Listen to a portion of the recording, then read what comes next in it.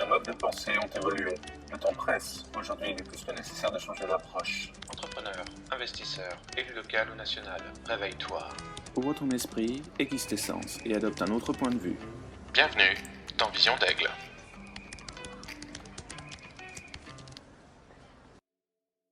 L'entretien des aigles. Bonjour à tous et bienvenue dans cette nouvelle partie des Entretiens des Aigles autour de la question agricole avec Gilles Cavalli.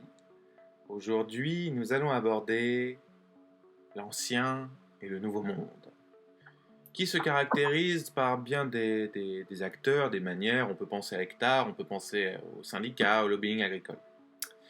Les différences majeures entre l'ancien et le nouveau monde doivent être compris à l'aune du XXIe siècle. Donc, on voit arriver de nouveaux acteurs dans l'environnement agricole.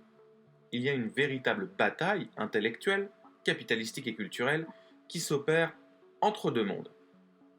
Bref, c'est une guerre des mondes. Gilles, peux-tu expliquer ce qu'il se passe réellement ? Le secteur agricole français est un monde qui est très structuré, politisé, organisé, encadré. Ça fait écho à la façon dont il s'est bâti au fur et à mesure des décennies alors un petit peu avant la première guerre, un tout petit peu avant la première guerre, un peu avant la seconde, mais surtout après la seconde. Quand je dis un tout petit peu, c'est que les phénomènes de coopératifs et mutuels forts dans le monde agricole ont débuté à fin 19e, début 20e. Mais là où les acteurs ont été très forts, à l'issue de la Seconde Guerre mondiale, c'est qu'ils ont créé les structures pour leur rendre service. Ils se sont dit, tiens, si on se regroupait pour acheter les nouveaux intrants, engrais et pesticides et produits phytoparasitaires dont on a besoin, donc ils ont créé des coopératives d'achat qu'on appelle approvisionnement. Et puis ils se sont dit, si on était un peu plus nombreux pour mettre en commun notre récolte, ce qui n'est pas nouveau dans le monde agricole, ça existe depuis des dizaines et des dizaines d'années. Donc ils ont créé des coopératives de collecte, des organismes de stockeurs, pour mettre en commun leur récolte et la vendre ensemble. Et puis ils se sont dit, c'est bien ça, mais c'est vrai que quand même, d'un point de vue technique, si on avait des gens qui nous aidaient à développer nos compétences agronomiques et zootechniques, ça nous permettrait d'aller plus vite, plus loin, plus haut, plus fort. Et donc, ils ont créé des centres d'insémination, des instituts techniques qui s'appellent aujourd'hui Arvalis, Terrinovia, l'Institut technique de la betterave, toute la génomique et la génétique des vaches, des moutons et des chèvres. Le contrôle laitier, ce qui s'appelle plus contrôle laitier, mais le fait de pouvoir mesurer la quantité et la qualité du lait régulièrement produit par les vaches laitières notamment. Et puis, oui, mais attends, il nous manque quoi ? La gestion, la comptabilité. On fait des associations comptables qui nous permettent de faciliter le fait de faire la comptabilité. Et comme ça, en quelques années, plus la banque et l'assurance, quand même, on a besoin, on n'est jamais mieux servi que par soi-même. Donc voilà le monde agricole français qui a créé tous les outils dont il avait besoin. Avec le syndicalisme pour défendre sa vision du monde et ses intérêts auprès de l'État, auprès du ministère de l'Agriculture. Bien sûr, la formation agricole, peut-être vous le savez ou peut-être vous ne le savez pas, mais elle dépend non pas du ministère de l'Agriculture, non pas du ministère de l'Éducation, mais du ministère de l'Agriculture, et l'enseignement agricole français. Et puis j'ai oublié la recherche, qui s'appelle aujourd'hui l'INRAE, pour les volets recherche. C'est vraiment l'institut qui regroupe l'ensemble de la recherche aujourd'hui en France sur le domaine agricole. Donc tout ça fait que aujourd'hui, quand quelque part il y a un sérail qui existe, qui a permis plein de choses, et comme tout sérail, il a aussi ses rigidités, pour pas dire c'est une certaine forme de rigueur et de non-souplesse qui fait que on est dans une situation où en ce début bien entamé du XXIe siècle, cette façon de faire, elle a des forces qui sont indéniables, mais elle a aussi des faiblesses qui font qu'en termes d'évolution, d'adaptation, de changement de paradigme, c'est compliqué. Donc on pourrait résumer cela à une forme de conflit lié à des modes de management, des organisations qui sont, oui, en silo, et qui compartimentent, qui sont rigides, qui s'opposent à des organisations peut-être plus horizontales, éventuellement, plus modernes de ce fait, plus agiles. Est-ce que c'est surmontable ? Est-ce que c'est surmontable, et si oui, comment ? Je ne sais pas si le terme opposé est le bon, mais une chose est sûre, c'est que aujourd'hui, le fonctionnement en silo, c'est un fonctionnement qui est très agricole, c'est que tu fais raison, Olivier, puisque finalement, si je reprends l'exemple des instituts techniques, ils ont leur domaine, et c'est eux qui sont spécifiques. Il y en a qui vont s'occuper des céréales, d'autres des oeufs-potagineux, d'autres de la volaille, d'autres dédiés à l'agriculture biologique. Mais quand je suis, moi, exploitant agricole sur une ferme, je ne fais pas que je suis pas, je peux être monoproduction, mais bien souvent, j'ai différentes productions. Et donc, du coup, il faut que je combine tous les conseils, les avis et les accompagnements que j'ai, et que je refasse ma sauce. Donc déjà, ça, c'est pas évident. Et moi, je suis membre fondateur à Agrifan et membre fondateur d'une association qui s'appelle Co-Farming. Le co-farming, c'est le faire ensemble en réseau. Et effectivement, on a vu l'opportunité il y a quelques années, en 2017, et ça perdure aujourd'hui. En 2017, on était 5, aujourd'hui, on est plus de 30. On a vu l'opportunité de dire comment est-ce qu'on fait pour le travail de groupe et la mise en commun dans le monde agricole, c'est pas d'hier. Par contre, la notion de réseau, la notion de on fait quelque chose ensemble et après-demain, je vais travailler avec quelqu'un d'autre. La notion de je connecte grâce au numérique des gens avec qui je ne pouvais pas me connecter parce qu'ils n'étaient pas dans mon groupe, ils n'étaient pas dans les gens que j'ai l'habitude de fréquenter et que je connais. De la même façon qu'aujourd'hui, on est en capacité d'aller presque, j'ai envie de dire, chez l'habitant.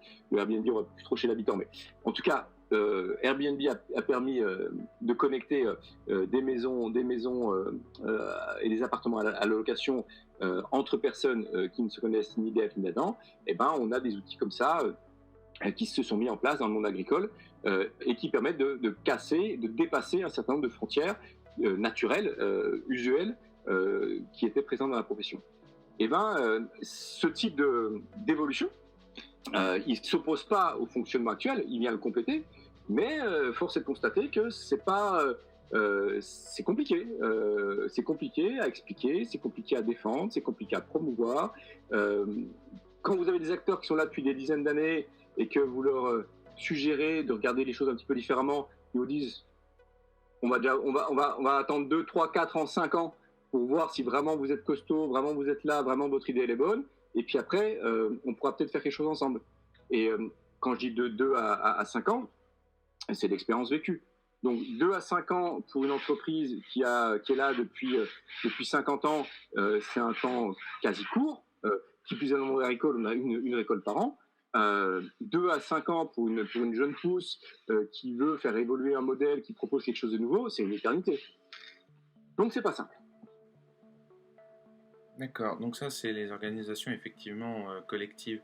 Et si on le ramène à une taille un peu plus humaine dans ce cas, à titre individuel, donc pour l'exploitant agricole, pour l'entrepreneur du secteur, la start-up, comment est-ce que tu développes finalement ces nouvelles bases ? Tu dis que c'est pas simple pour une société innovante parce que la temporalité est différente. Comment concrètement tu apportes des solutions là-dessus et tu accompagnes ce changement de l'ancien vers le nouveau monde en faisant que ta propre activité économique tienne la route. Si je m'en mets au niveau d'une entreprise agricole, productrice de denrées alimentaires et d'énergie, c'est la curiosité et la souplesse que je m'autorise en tant qu'entrepreneur et l'innovation d'usage que j'imagine et que je conçois qui peut me permettre de tirer mon épingle du jeu et d'aller vers des propositions nouvelles, des propositions qui ont un petit peu qui sortent des sentiers battus. Et aujourd'hui, il y en a un bon nombre qui existent. Toujours mesurer bénéfice-risque, mais bien souvent le risque n'est pas très important par rapport aux bénéfices possibles. Par contre, le pas est pas forcément facile à passer, puisque derrière, il faut se dire que, je prends l'exemple de l'usage, que peut-être que sur certains matériels agricoles, j'ai pas forcément intérêt à les acheter, je peux avoir intérêt à les louer ou à faire appel à un entrepreneur ou une structure qui possède l'outil spécifique dont j'ai besoin pour pour travailler la terre ou l'utiliser à mon bénéfice sans en être le propriétaire. Ça, c'est un exemple parmi tant d'autres où le côté économie de la fonctionnalité, le côté usage, le côté solution est à mettre en avant par rapport au côté propriété, au côté je maîtrise tout de A à Z, au côté très ancré, très terrien, qui est légitime, qui a fait ses preuves, mais qui dans le monde fluctuant et comment dire, toujours plus gourmand en capitaux qu'on connaît, n'est plus forcément la bonne façon ou la meilleure façon d'optimiser les résultats sur sa ferme. Donc on a aussi ce côté de dire comment est-ce que je réussis à penser retour sur investissement, comment est-ce que je réussis à penser marge, comment je réussis à penser résultat économique, et qui sont pas qui sont pas forcément des réflexes qui sont super ancrés dans les professionnels, chez les professionnels. Donc, d'une certaine manière, je vais reformuler avec ce que je comprends. Il est nécessaire d'adopter une attitude effectivement plus opportuniste. La temporalité de l'univers agricole dépend du fait qu'aujourd'hui aujourd'hui, il y a un héritage qui est mu par la régularité des saisons, la régularité de la récolte et ce genre de choses. Ça me fait un petit peu penser, je vais extrapoler à une une émission que j'ai vue sur le changement climatique sur une chaîne YouTube, qui disait notamment que jusqu'à présent, jusqu'à très récemment, en fait, l'humain avait un impact sur son environnement parce que l'environnement ne bougeait pas. Or, depuis environ une vingtaine d'années, c'est le contraire qui se produit, c'est-à-dire que l'environnement lui a commencé à changer rapidement et aujourd'hui, l'humain est à la traîne, il doit s'adapter rapidement. Ceux qui sont le plus en contact avec l'environnement, en définitive, vu notre sujet, c'est effectivement l'univers agricole, c'est l'exploitant lui-même. Il est nécessaire qu'il accepte cette réalité et qu'il devienne peut-être, pour pouvoir résoudre ce basculement de l'ancien vers le nouveau monde, qu'il devienne un peu plus opportuniste, un peu plus alerte, peut-être un peu plus tourné vers des risques d'expérimentation, si je comprends bien. Oui, et ça vient heurter le fait que jusqu'à présent, une exploitation agricole, c'est dans la famille, c'est des générations, c'est de père en fils, et donc il y a une certaine tradition, une certaine cohérence, une certaine continuité, qui fait que pour faire évoluer sa façon de travailler, eh ben, quand bien même la personne, elle a des objectifs, elle sache où elle veut aller, elle voit à peu près comment y arriver, encore faut-il qu'elle puisse le mettre en place sur sa ferme, dans son milieu, parce qu'il y a une forme de pression sociale, familiale qui existe et qui n'est pas forcément propice à l'évolution et au changement. Donc ça, c'est un côté social, psychologique qu'on ne peut pas nier. On ne peut pas tout expliquer par ça, mais il n'empêche que le côté terroir et tradition, vous avez des concours qui s'appellent les concours de labour. Et ben, ça fait partie des us et coutumes et du folklore, et c'est très bien ainsi, mais c'est pas ça qui projette vers probablement pas ça qui projette vers l'agriculture de demain. Donc ça, c'est des choses à mettre en compte. Et puis on a souvent des entrepreneurs qui s'ignorent.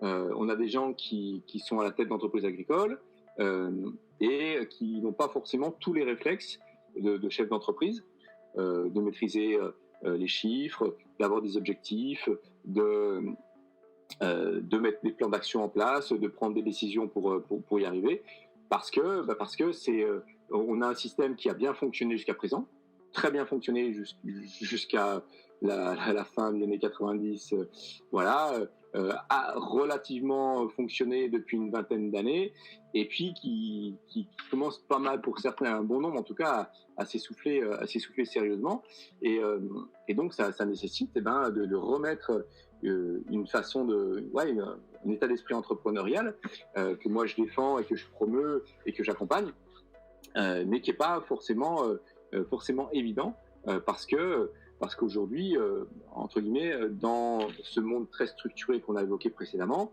il n'y a pas grand-chose qui est fait pour permettre aux gens d'aller vers l'autonomisation, la prise de décision sur la ferme, etc., etc.